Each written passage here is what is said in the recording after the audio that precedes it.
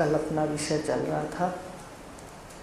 आज अपन ने बिल्कुल खुलासा करके ये ज्ञान प्राप्त कर लिया कि पंच महाभूतों के अपंचीकृत से जो सृष्टि तैयार हुई उसमें अंतःकरण पंचक, ज्ञानेंद्रिय पंचक, कर्मेंद्रिय पंचक, भूत पंचक, विषय पंचक और प्राण पंचक, ये 5 पंचक जीव को चिपटे हैं। माने इतनी वृत्तियां इस जीव को चिपटी हैं कि इसको होश नहीं आता, इसको समझ नहीं आता कि सही क्या है गलत क्या है। बस वो इधर देखता है और इसके अंदर एकदम डूब जाता है विषयों के अंदर, क्योंकि सारी हमारी इंद्रियां उनके मुख बहिर्मुख हैं। तो ये था सूक्ष्म सृष्टि अपंचीकृत पंच महाभूतों से तैयार हुई। अब आया कि स्थूल जो ये आकार दिखाई दे रहे हैं, ये सृष्टियां ये पंचीकृत पंच महाभूतों के अंश से हुई। पंचीकरण हुआ। 5 भूतों जब इकट्ठे थे, पंचीकरण का मतलब है कि अलग अलग, और अपंचीकरण का मतलब है कि इकट्ठे। तो जब ये अपंचीकृत थे, इनके भाग अलग अलग नहीं हुए, तो ये सूक्ष्म सृष्टि तैयार हुई। और जब ये पंचीकरण हुआ तो इसमें स्थूल सृष्टि तैयार हुई। तो सबसे पहले स्थूल सृष्टि में ब्रह्मांड तैयार हुआ। ठीक है, सबसे पहले क्या तैयार हुआ हमें पता होना चाहिए। उसने कहा ना कि मुझे गुरुदेव बता दो सृष्टि कैसे हुई। तो कल्पना है, पर उन्होंने कहा कि कल्पना में भी समझने के लिए बिल्कुल स्पष्ट है। तो सबसे पहले ब्रह्मांड तैयार हुआ। अब उस ब्रह्मांड के बाद भूलोक, भुआलोक, 14 लोक है ना, स्वालोक, महालोक, जनालोक, तपालोक और सत्यलोक, ये 7 भुवन ऊपर के हुए, पृथ्वी से ऊपर जो हैं ये 7 लोक तैयार हुए। फिर नीचे के अतल, सुतल, पाताल, वितल, रसातल, तलातल और महातल, ये 7 लोक नीचे के तैयार हुए पृथ्वी से नीचे। तो 7 लोग ऊपर के माने गए, 7 लोग नीचे, 14 लोग तैयार हुए और एक ब्रह्मांड तैयार हुआ। ठीक है, पहले लोग तैयार हुए भाई, जिनको ईश्वर ने रचा उनके रहने का स्थान तैयार हुआ। भाई लोग तैयार हुए, जगह तैयार हुई, उसके बीच में फिर उनकी जितने भी लोकों में रहने वाले हैं उनको तैयार किया। कहीं देव रह रहे हैं, कहीं पितर रह रहे हैं, कहीं गंधर्व रह रहे हैं, मनुष्य रह रहे हैं, तो ये सारे लोग तैयार हुए। जीव जंतु आदि सब अपने लोकों में रह रहे हैं। तो उसके बाद तत्पश्चात 14 लोकों में जीवों के भोग्य पदार्थ, अन्न आदि भोग भोगने के स्थान वो तैयार हुए। लोग तैयार हुए, फिर लोग तैयार हुए, शरीर तैयार हुए, फिर उनको खाने के लिए, उनका पोषण के लिए सब वस्तुएं तैयार हुई। और कौन कौन से शरीर तैयार हुए? देव, मनुष्य, पशु आदि स्थूल शरीर बने। अब ये स्थूल सृष्टि से पहले लोक बन गए, फिर स्थूल शरीर बन गए। देखो यहाँ कोई नहीं रहता सदा के लिए, और इतनी बड़ी भूल है, एक मकान लेता है, फिर दूसरा, फिर तीसरा। अरे कईयों ने तो जाते हैं ना तो गांव ही उन लोगों के नाम से हैं। मुझे हंसी आ जाती है कि पृथ्वी हंसेगी जब हम यहाँ से ऐसा करके जाएंगे, क्योंकि सामान तो यहाँ का यहाँ रह जाना है। लेकिन हमने कितना दम लगाया, कितना कमाया, और उस पृथ्वी पर सिर्फ एक लाइन खींची, किसकी? मेरा है। और कुछ किया और वो मेरा बनता भी नहीं। तो ये भूल गुरुदेव सुधार रहे हैं कि कैसे सृष्टि हुई, ध्यान से देख। अब लोकों में मनुष्य रहे, लोकों में जीव रहे, उनके खाने का सामान सब वहाँ पर सारी व्यवस्था स्थूल सृष्टि में हुई।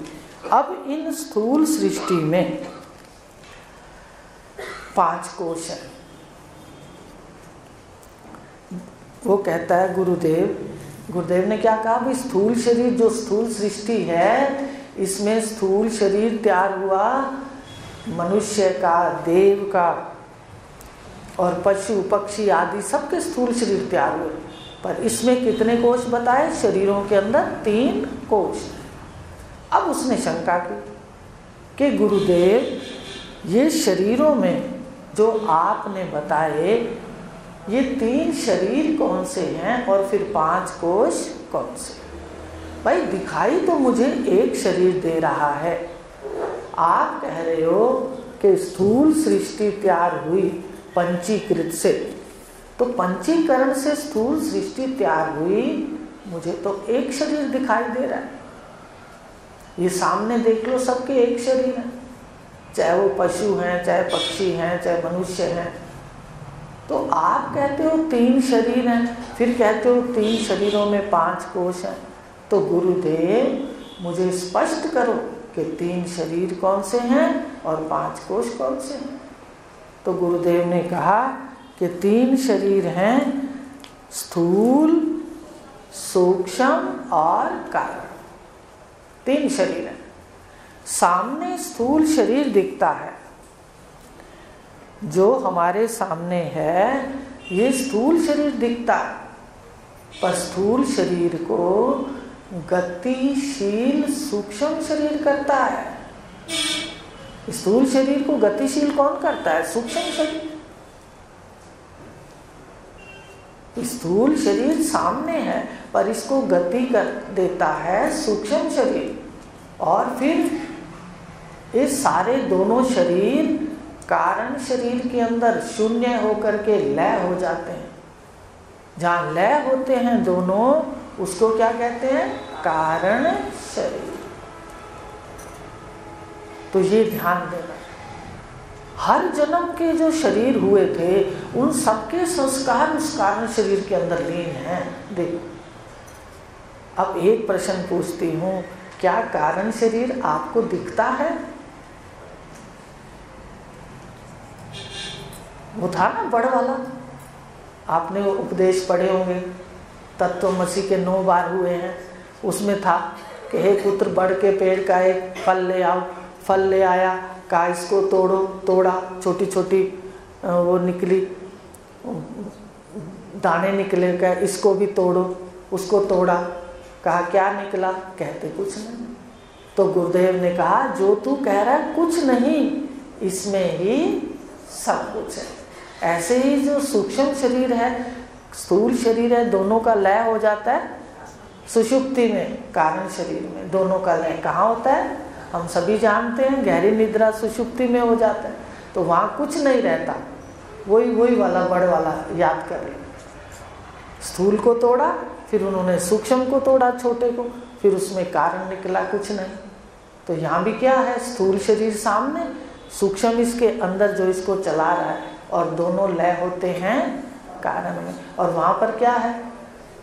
वहाँ किसी का कोई एक दिन का भी नहीं है, ना स्थूल सृष्टि का और ना ही सूक्ष्म सृष्टि का। ना कोई स्वप्न है वहाँ, ना कोई माता पिता है, भाई बहन है, कुछ नहीं है। पर उस कुछ नहीं में क्या कहा उदालक ऋषि ने श्वेत केतु को कि हे सौम्य, ये कुछ नहीं में सब कुछ है और बहुत कुछ है। ऐसे हमारे जन्मों के संस्कार उस कुछ नहीं के अंदर है।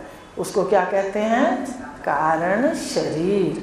तो ये 3 शरीर हैं और इन शरीरों में इसका जो साक्षी है वो तू है। स्थूल को भी देखता है, देख रहे हो स्थूल को? चौथा तू है। ये 3 करवा है और तू चौथा है, इसलिए व्रत रखते हो ना। अब करवा चौथ का व्रत रखना आज। कौन सा करवा चौथ?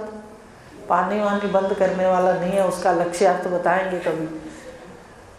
करवा 3 है और चौथा मैं हूँ, इस ऐसा दृढ़ निश्चय करो। व्रत किसको कहते हैं? व्रत है ना, भीष्म ने व्रत रखा था, भीष्म पितामह ने।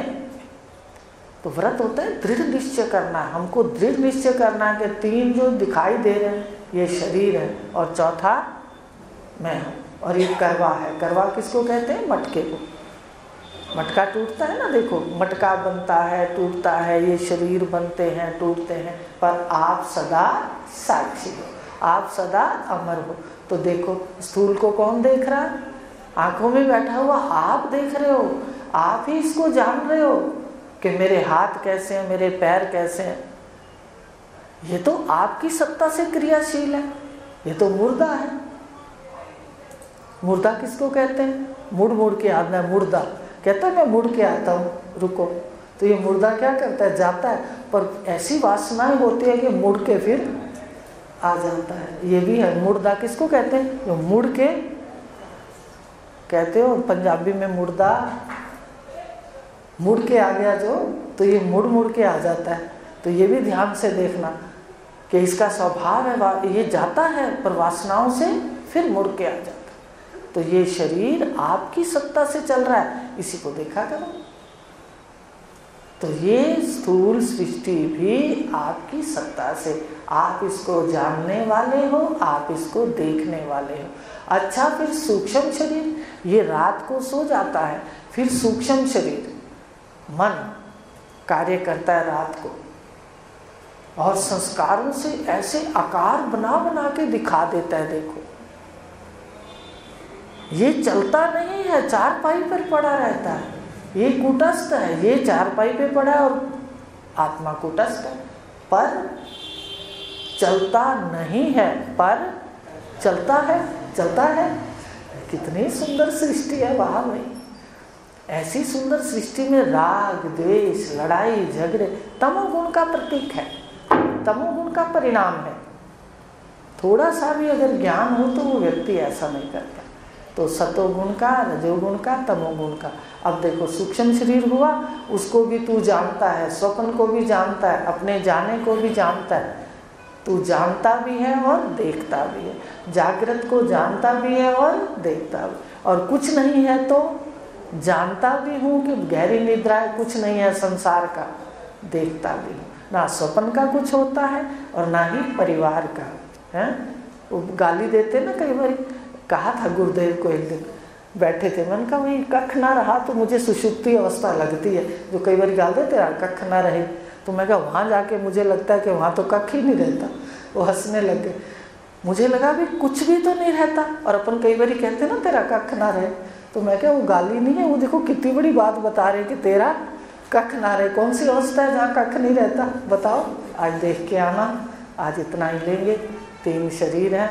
स्थूल को देखना जानना आपका है, सूक्ष्म में देखना जानना आपका है, सुषुप्ति में देखना जानना अपने। वहाँ संसार का एक दिन का कुछ भी नहीं रहता। आप साक्षी हो, दृष्टा हो, जिंदा हो। ये जड़ हैं, परिवर्तनशील हैं, ये 3 शरीर हैं। कल इसको सुनूंगी, ठीक है? तीनों को जितना याद रहे कोई बात नहीं। हरिओम शांति।